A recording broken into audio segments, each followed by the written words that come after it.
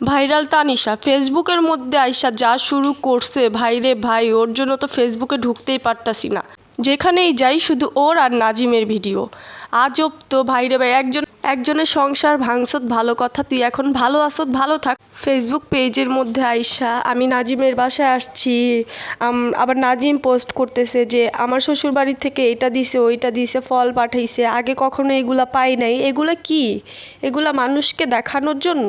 মিমের সাথে নাজিমের ডিভোর্স হয়ে গেছে, ভালো কথা। তো তানিশাকে বিয়ে করছো তো এটাও ভালো কথা। তো অনলাইনের মধ্যে আইসা বা ফেসবুকের মধ্যে আইসা তুই কেনই বা বলবি যে আমরা বিয়ে করছি পাবলিকের জন্য, এটা আল্লাহ যা করে ভালোর জন্যই করে, সব আল্লাহর ইচ্ছা। এগুলো কি তোরা কি করছত না করছত এটা শুধু তোরা একমাত্রই জানোস, আর পাবলিকও বুঝতে পারে তোরা কি করছত না করছত, ঠিক আছে?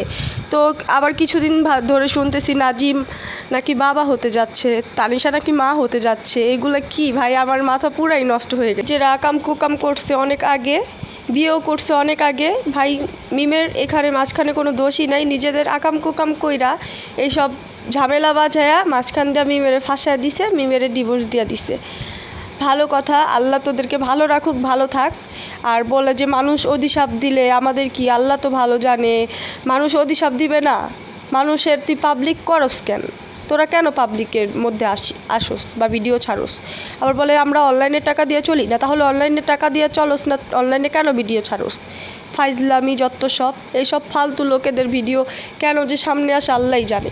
আবার যারা ওদেরকে নিয়ে ভিডিও বানায়, এইসব আজে বাজে কথা বলে ওদের নামে, সত্যি কথা বললেই আসলে গা জ্বলে। তো সত্যি কথা বলে এর জন্য আর কি নাজিম বলে যে আমার পা চাইটা সবাই বড় হচ্ছ, সবাই ভিউ কামাচ্ছ, এগুলা কেমন ধরনের কথা?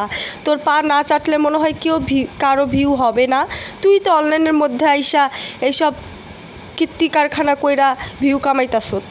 তানিশারে নিয়ে কতদিন ভিডিও বানাস, কতদিন মিমরে নিয়ে ভিডিও বানাস, নিজের বউরে দিয়ে ভিডিও বানাইয়া অনলাইনে এত ভালো অবস্থানে আসত। আসলে সত্যি কথা কি, মিম আর নাজিম যখন ভিডিও বানাতো তাদের ভিডিওটা সবাই অনেক বেশি পছন্দ করতো, এবং এক সময় আমিও তাদের ভিডিও দেখতাম অনেক বেশি, আর তাদেরকে অনেক ভাল লাগতো। বাট এইসব কাহিনী করার পরে আসলে আমি কি বলবো, দুই চোখে আমি ওদেরকে দেখতেই পারি না।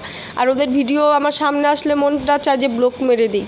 তবুও মনে করেন ওদের ভিডিও আমার সামনে আসতেই হবে। তো এতদিন অনেক কিছু হয়েছে, আমি কখনো ওদেরকে নিয়ে কথা বলি নাই, আমার ওদের নিয়ে কোনো কথা বলার কোনো ইচ্ছা ছিল না। এখন এত কিছুর পরে ওদের নিয়ে কথা না বলে আমি থাকতেও পারলাম না। যা শুরু করছে অনলাইনের মধ্যে আইসা, এখন আবার নাজিমের বাসায় তানিশা যায়, তানিশাকে নিয়ে ভিডিও বানায়, তানিশা নাকি বেবি হবে, তানিশাকে নিয়ে নাকি কক্সবাজার ঘুরতে যাবে, ওরা নাকি ইন্ডিয়া ঘুরতে যাবে। ভাই তোরা যেইখানে মন চায় সেইখানে যা, তোরা পাবলিকের সামনে আইসা কেন আলোচনা করস? আসলে হলো মেন দোষ হচ্ছে তানিশা হলো একটা বস্তির মেয়ে, এই লোভ সামলাইতে